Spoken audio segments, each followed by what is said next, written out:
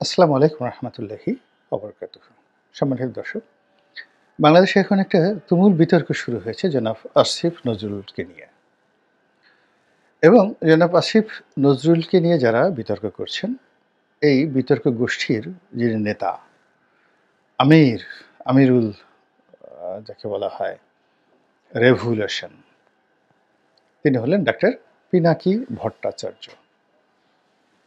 তাকে নিয়ে নতুন করে কিছু বলার দরকার নেই, অনেক ভিডিও করেছে এবং আপনারা সবাই তাকে চেনেন।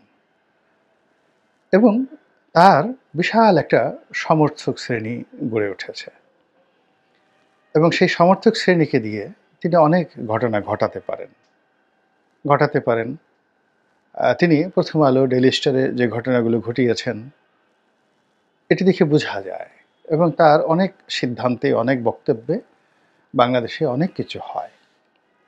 তো সেই পিনাকি ভট্টাচার্য, যাকে কিনা এই আন্দোলন যে হলো, আগস্ট জুলাই বিপ্লব হলো, সেই আগস্ট জুলাই বিপ্লবের যে মিডিয়া মাস্টার মাইন্ড, এটিকে যাকে বলা হয় দেশের বাইরে থেকে যারা এই আন্দোলনটিকে প্রমোট করেছেন, ধূমায়িত করেছেন, তাদের মধ্যে একেবারে এক নম্বর হলো পিনাকি। তো পিনাকিকে যারা অপছন্দ করে তারাও পিনাকির ভিডিও দেখে। আওয়ামী লীগের লোকজনও পিনাকির ভিডিও দেখে। এর কারণ হলো ওর সব কিছুর মধ্যে একটা নান্দনিকতা থাকে, তথ্য উপস্থাপনা, তারপরে তার সঙ্গে সঙ্গে তার বলার ভঙ্গি, অ্যাটিটিউড, তার লেখাপড়া, ব্যাকগ্রাউন্ড সব মিলিয়ে তিনি এরকম একটা বুটমুড়ি পেঁয়াজুর মতো করে তৈরি করেন। রোজার মাসে যেভাবে মানুষ, রোজাটাকে এখানে আনা ঠিক হবে না, মানুষ যখন খুব ক্লান্ত থাকে, ক্ষুধার্ত থাকে এবং তার যখন রুচির দুর্ভিক্ষ দেখা দেয়, ঠিক সেই সময়টাতে চটকদার ঝালমুড়ি জাতীয় কিছু যখন খায়, তার মধ্যে বাঙালির যে বুট মুড়ি পেঁয়াজু খুব সুন্দর করে মেখে একটু চিনি শিনি দিয়ে যদি কাউকে দেয়া হয়, তাহলে সে একেবারে যত অরুচি হোক না কেন সে সেটা খাবে। এখন বাঙালি যখন শেখ হাসিনার ভয়ে রীতিমতো কাপড় চোপড় নষ্ট করছিল, বাঙালি যখন তার খাবারের রুচি হারিয়ে ফেলেছিল, স্ত্রী সঙ্গমে যাদের তখন যাকে বলা হয় কোনো রকম উত্তেজনা ছিল না, প্রেম ভালোবাসা এমন একটা ফিকে হয়ে গিয়েছিল যে বনলতা সেনের কবিতা কারো মনে ছিল না, ঐশ্বরিয়া নামক রায় নামক যে একটা সুন্দরী আছেন, বা প্রিয়াঙ্কা চোপড়া নামক যে একজন বলিউড অভিনেত্রী আছেন, যার প্রেমে আমাদের সাবেক রাষ্ট্রপতি রীতিমতো দিওয়ানা হয়ে গিয়েছিলেন। তো বাঙালি ঠিক 2023 সনের পুরোটা সময় তারা প্রিয়াঙ্কার নাম ভুলে গিয়েছিল, ঐশ্বরিয়া রায়ের নাম ভুলে গিয়েছিল। এবং সেই সময়টিতে বনলতা সেন রূপে তাদের কাছে যারা এসেছিল, তাদের মধ্যে নিঃসন্দেহে এটিএনের যে মাহফুজ সাহেব, তিনি যে গান গাইতেন, কখন তিনি গান গাইবেন এটি নিয়ে আমরা খুব ব্যস্ত ছিলাম। আমরা তাকে গালি দেই, ট্রল করি, যা কিছু করি না কেন, তিনি যে গান গাইতেন ওটা আমাদের একটা বিনোদনের বিষয় ছিল। এরপরে ছিল কখন সেই সেফায়েতুল্লাহ সেফু একটা নতুন ভিডিও দিবেন এবং কাকে কত অশ্লীল ভাষায় গালাগাল করবেন, এবং সেই গালাগালিটা আমাদের কাছে মানে কি বলবো, দিলীপ কুমারের সবচেয়ে বিখ্যাত যে সিনেমাগুলো, গঙ্গা যমুনা, আন, তারপরে শেষে যদি হলিউডের সিনেমা ধরেন, সেই সফিয়া লরেনের বিখ্যাত টু ওম্যান, সানফ্লাওয়ার, বা আড্রে হেপবার্নের রোমান হলিডে, বা ফিচার ফিল্ম বলতে সর্বকালের সেরা ফিচার ফিল্ম দ্য বাইসাইকেল থিপ, কিংবা ধরুন দ্য সাউন্ড অফ মিউজিক, এইগুলোর চাইতেও আমাদের কাছে সেফায়েতুল্লাহ সেফুর গালি ছিল সবচেয়ে বড় বিনোদন, শান্তি, একেবারে দুদণ্ড ক্লান্তি থেকে শান্তি পাওয়ার জন্য মানুষ সেফায়েতুল্লাহকে খুঁজত 2022 এবং 23 সনে। এই লাইনে সেফায়েতুল্লাহ হলেন এই সবার বাবা, মানে ফাদার অফ দ্য এন্টারটেনমেন্ট। মানে আপনি এখন তো 24 সনে হয়ে গেছে, 21, 22, 23, মানে গত সেই 2021 থেকে একেবারে 24 পর্যন্ত যারা এই বাংলাদেশে এন্টারটেন দিয়েছে রাজনীতির নামে, বিনোদনের নামে, সব জায়গাতে, তো সবার পিতা, এই জাতির পিতা সেফুদা।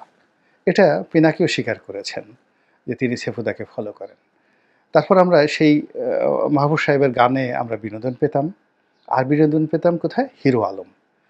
হিরো আলম যা কিছুই করত, আমরা খুবই বিরক্ত হতাম, তারপরে ট্রল করতাম, কিন্তু দিন শেষে আমরা তাকে নিয়ে আলোচনা করতাম এবং প্রথম আলো, ডেইলি স্টার পর্যন্ত হিরো আলমকে প্রমোট করতো, বিকজ তিনি ওই সময়টাতে ছিলেন জাতির কো-ফাউন্ডার। মানে এই যে বিনোদন জগতের যাকে বলা হয় ফাউন্ডিং ফাদার, সেফায়েতুল্লাহ, মাহফুজ সাহেব এবং এই হিরো আলম।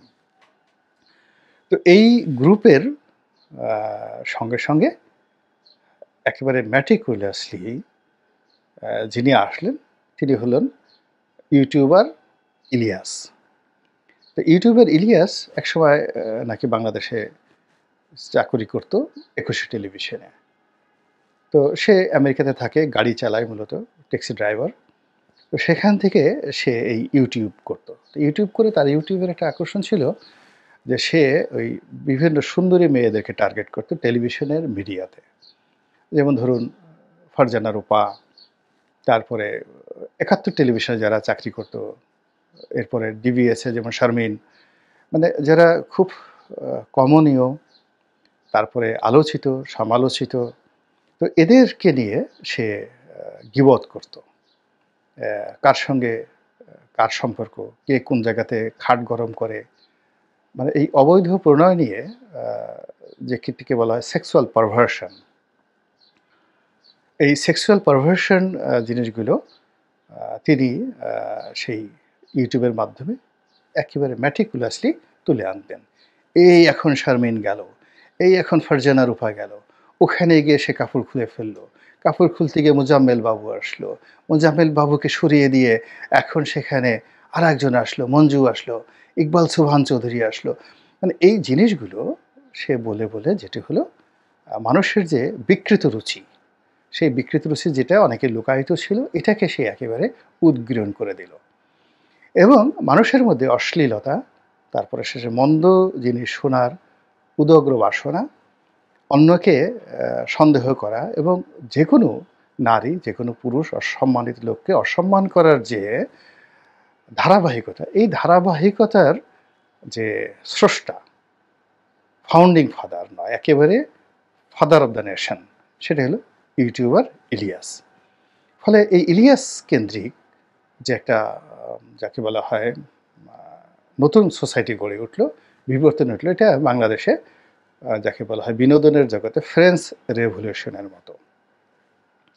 এখন সেই ফ্রেঞ্চ রেভলিউশনের উদ্যোক্তা ইলিয়াস এবং তার বাংলাদেশে প্রচুর ভক্ত, এবং সে আসার কারণে এই তার যে গালাগালি এবং তার যে ধরন এবং প্রকৃতি, এটা ডাউন হয়ে গেল না, এটা ঊর্ধ্বে উঠে গেল। এবং আগে যারা মানে বিনোদন দিতেন, মাহফুজ সাহেব, তারপরে হিরো আলম, তারপর শেষে আপনার সেফায়েতুল্লাহ, তারা অবদমিত হয়ে গেলেন।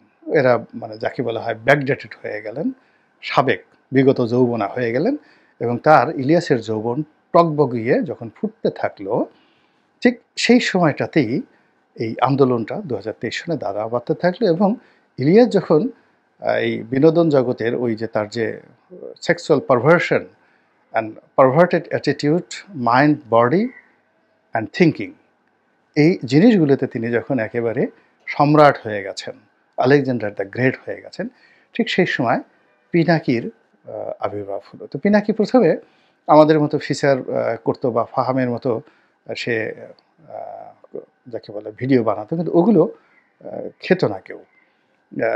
তো দেখা গেল খুব অল্প সময়ের মধ্যে সে যখন ইলিয়াসকে অনুসরণ করা শুরু করলো, এবং উইথ হিজ এডুকেশন, ইলিয়াসের হয় লেখাপড়া আমি জানি না সে কোথায় পড়েছে বা তার লেখাপড়ার মান কি বা সে কোন পরিবার থেকে আসছে আমি কিছুই জানি না, বাট পিনাকির একটা ইতিহাস আছে।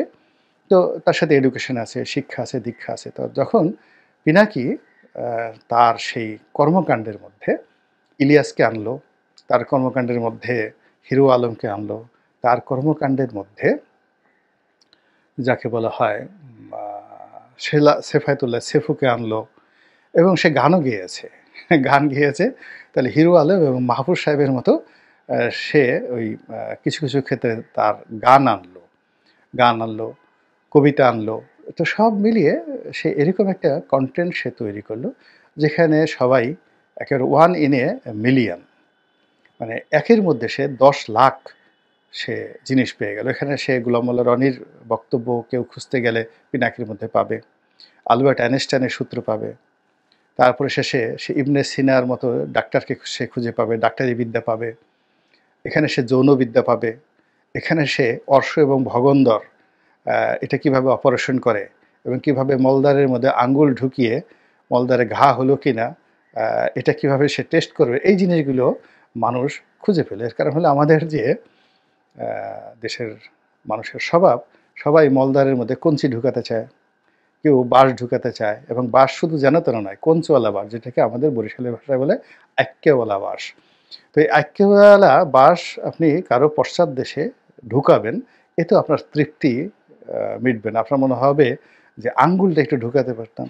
তো এই যে পশ্চাৎ দেশে আঙ্গুল ঢুকানোর যে প্রবৃত্তি, সেটাকে একেবারে বাস্তব জীবনে মডেল তৈরি করে দিলেন জনাব পিনাকি ভট্টাচার্য। ফলে বুম বুম, মার মার, কাট কাট, কিসের শাহরুখ, কিসের যাকে বলা হয় অক্ষয় কুমার, বা অন্য এই যুগেতে হলিউডের যারা সবচেয়ে নামকরা ব্লকবাস্টার, সেই জনি ডেপ বলেন বা অন্যান্য যারা বলেন, সব কিছু বাদ দিয়ে বাঙালির মন এবং মননে, শুধু এই বাংলা নয়, পশ্চিমবঙ্গায় পিনাকি ভট্টাচার্য হয়ে গেলেন ফাদার অব দ্য যাকে নেশন অফ এন্টারটেনমেন্ট ওয়ার্ল্ড, বিনোদন জগতের একেবারে অবিসংবাদিত জাতির পিতা, এতে কোনো সন্দেহ নেই।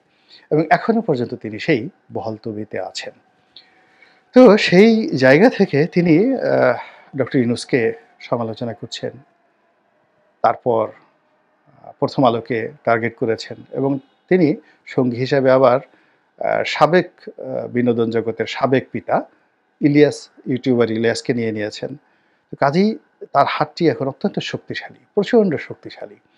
তো সেই শক্তিশালী হাত দিয়ে তিনি আসিফ নজরুলকে ধরেছেন, তিনিও ধরেছেন তার এই যে এখন তার শিষ্য বলতে পারেন ইলিয়াসকে, অথবা ইলিয়াসের যে একসময় ইলিয়াস যে যখন নাম্বার 1 ছিল, এই বিনোদন জগতের ফাদার ছিল, তখন সেক্ষেত্রে পিনাকি যেহেতু তাকে অনুসরণ করেছে, ইলিয়াসকেও আপনি বলতে পারেন YouTuber Ilias is the master mind of Pinaki. But fact is that তারা এখন একত্রে কাজ করছেন, জয়েন্টলি কাজ করছেন দেশ এবং জাতির কল্যাণের জন্য, এই দেশকে ভারতের শোষণমুক্ত করার জন্য, এই জাতিকে নতুন স্বাধীনতার স্বাদ দেওয়ার জন্য, এই জাতিকে মানে আত্মপরিচয় বলিয়ান হওয়ার জন্য একটা নতুন কিছু তারা করার চেষ্টা করছেন। এবং সেই করার ক্ষেত্রে তাদের মনে হচ্ছে যে এই doctor Asif Nazrul he is the main culprit, তাদের সকল কর্মকাণ্ডের বাধা, প্রধান বাধা, এবং একে যে কোনোভাবে একে অপদস্থ করতে হবে, অপমান করতে হবে, তাড়াতে হবে, এবং একে শাস্তির আওতায় আনতে হবে। এবং এই মুহূর্তে যদি তাদের হাতে ক্ষমতা থাকতো, তাহলে আসিফ নজরুল সাহেবকে রাজু ভাস্কর্যের সামনে টানিয়ে পায়ের নখ থেকে মাথা পর্যন্ত তাকে মানে কি করা হতো, কুটি কুটি কুটি কুটি কুটি করে একেবারে ওই যে তার সর্ব অঙ্গে, প্রথমে ওই যে পিনাকি সাহেবের হাত, ইলিয়াস সাহেবের হাত, বা খাট কটকট করা যে সমস্ত জিনিসগুলো তারা করেন, ওরকম একটা জিনিস তারা করে একে জনসম্মুখে একবার আসিফ নজরুল তাদের তারা উহ করতেন, আহ করতেন, চিৎকার করতেন, আবার হাসতেন গুদগুদি পেয়ে, এই জিনিসগুলো মানে জাস্ট তাদের স্টাইলে তারা করতেন। তারপরে তাকে বিচার করতেন, এবং তাদের ধারণা অনুযায়ী আসিফ নজরুল সাহেব এই সময়টিতে গত 100 দিনে যে ক্ষতি করেছেন ডক্টর ইউনূসের, দেশের, জাতির, এবং সব মিলিয়ে ভারতের এজেন্ডা বাস্তবায়ন করার জন্য, প্রথম আলোর এজেন্ডা বাস্তবায়ন করার জন্য, বাংলাদেশের সব কিছু শেষ করার জন্য আসিফ নজরুল যা কিছু করছেন, এই লোকের একটা দৃষ্টান্তমূলক শাস্তি হওয়া উচিত। এইরকম ভিডিও ছেড়ে সুন্দরভাবে দিয়ে তারা তো এখন মহা যাকে বলে আনন্দে আছেন যে দেখো কত ধানে কত চাল, এবার বুঝো যে ক্ষমতার চেয়ার বড় নাকি ইউটিউবের স্ক্রিন বড়। তুমি ওখানে বসে মন্ত্রণালয়ের উপদেষ্টা হয়ে আছো। সেটা বড় না আমি প্যারিসে বসে আমি যে কথাগুলো বলছি বা আমি নিউ ইয়র্কে বসে আমার শিষ্যকে দ্বারা, ভাবর শিষ্যকে দ্বারা যে কথাগুলো বলাচ্ছি সেগুলো শক্তিশালী। এগুলো এখন একটা জায়গাতে এসে পৌঁছে গেছে এবং এরই প্রেক্ষিতে জনাব আসিফ নজরুল যথেষ্ট বিচলিত, কোনো সন্দেহ নাই। এবং আসিফ নজরুলের সঙ্গে অন্যান্য যাদেরকে জড়ানো হয়েছে তারাও বিচলিত। ডক্টর ইউনূস সাহেব বিচলিত কিনা জানি না। তবে সবাই সন্দেহ করছে যে আ এরা সবাই মোটামুটি জামাতের বন্ধু, শিবিরের বন্ধু এবং জামাত শিবিরকে ক্ষমতায় রাখার জন্য, সেভ করার জন্য বা ইসলামাইজেশনের জন্য এরা মনে করছে জামাতই বাংলাদেশের একমাত্র দল যাদের হাতে দেশ জাতি নিরাপদ। এবং এই জামাতের যে কর্মে যত বাধা এই আসিফ নজরুল এবং আসিফ নজরুলের সাথে জামাতের ১ম দিকে যে দহরম-মহরম সম্পর্ক ছিল, এটি যেকোনো কারণে হয়তো বাংলাদেশে আ জামাতের কারণে হয়েছে বা আসিফ নজরুলের কারণে হয়েছে বা ভারতের কারণে হয়েছে বা প্রথম আলোর কারণে হয়েছে অথবা পিনাকি ইলিয়াসদের কারণে হয়েছে। Whatever maybe does not matter এটা হয়ে গেছে। এখন এই যে পরিস্থিতি, সেই পরিস্থিতিতে কি করবে ডক্টর আসিফ নজরুল? তাকে নিয়ে যে যেভাবে পারছে ট্রল করছে, তাকে সবাই ভয় দেখাচ্ছে এবং সেই ভয়ের কারণে দেখলাম যে সে মাটির সঙ্গে একদম মিশে গেছে এবং সে রিয়েলি ভয় পেয়েছে। ভয় পাওয়ার পরে সে Facebook স্ট্যাটাস দিচ্ছে এবং তারপরে সে পিনাকিকে নিয়ে কথা বলছে, ইলিয়াসকে নিয়ে কথা বলছে আ পরোক্ষভাবে। সরাসরি নাম যে নিবে এই সাহসও তার নাই। পিনাকির যে নাম নেবে বা ইলিয়াসের যে নাম নেবে এই সাহস ডক্টর আসিফ নজরুল সাহেবের নেই। ফলে তিনি একবার বলছেন যে, এক ভদ্রলোক আছেন তাকে জাতির পিতা না বানানো পর্যন্ত থাকবে না। তো আসিফ নজরুল যতই ভয় পাক না কেন, পিনাকি তো ভয় পান না। তিনি আবার বিরোধর্ফে বলছেন, আমাকে ইন্ডিকেট করে এই সকল কথাবার্তা বলা হচ্ছে। তিনি আবার হুমকি দিয়েছেন এবং সেই হুমকি পেয়ে আ আসিফ নজরুল আবার ভয় পেয়েছেন, আবার ভয় পেয়ে বঙ্গভবনে কি করেছেন, গণভবনে কি করেছেন, ৫ তারিখে, ৪ তারিখে, ৩ তারিখে কি করেছেন সেই প্রমাণগুলো আবার তিনি উপস্থাপন করছেন এবং এই ১ম আমি আসিফ নজরুলের একটা বিষয় দেখলাম যে তিনি বলতে গেলে বন্ধুহীন। মানে এই সময়টিতে তার পক্ষে কেউ দাঁড়াচ্ছে না। তিনি একা এবং কোনো উল্লেখযোগ্য ব্যক্তি তার পক্ষে একটা ও শব্দ করছে না, টু শব্দ করছে না। তাকে সেভ করার জন্য আ তার পক্ষে একটা স্ট্যাটাস দিচ্ছে না। কোনো উল্লেখযোগ্য ব্যক্তি। অনেকেই নিচে, নিচে বলছে যারা হয়তো ইলিয়াসকে পছন্দ করে না, পিনাকিকে পছন্দ করে না, তারা হয়তো বলছে। কিন্তু সত্যিকার অর্থে একটা ভালো জায়গা থেকে উনি তো সমাজের যে এলিট যে সোসাইটি মেইনটেইন করেন, উনার পক্ষে তো মাহফুজা নামের বক্তব্য দেওয়া উচিত। উনার পক্ষে প্রথম আলোর বক্তব্য দেওয়া উচিত। এমনকি উনাকে ডিফেন্ড করার জন্য যদি প্রধান উপদেষ্টা বলে যে, "whatever maybe that should not be." এই সমস্ত জিনিস হওয়া উচিত নয়। আমরা আসিফ নজরুল সাহেবের কাজকর্ম সম্পর্কে জানি, ওয়াকিবহাল। এই জিনিসগুলো হচ্ছে না। ফলে তিনি মূলত আসলে বন্ধুহীন হয়ে পড়েছেন। অথবা তার আদৌ কোনো কালে কোনো বন্ধু ছিল কিনা এটি এখন প্রমাণ করার সময় এসেছে। তো কাজেই নাটক চলছে, ড্রামা চলছে, বিনোদন চলছে। দেখি এটার কি পরিণত হয়। আল্লাহ আমাদের সবাইকে হেদায়েত দান করুন আর হেফাজত করুন। আসসালামু আলাইকুম ওয়া রাহমাতুল্লাহি ওয়া বারাকাতুহু।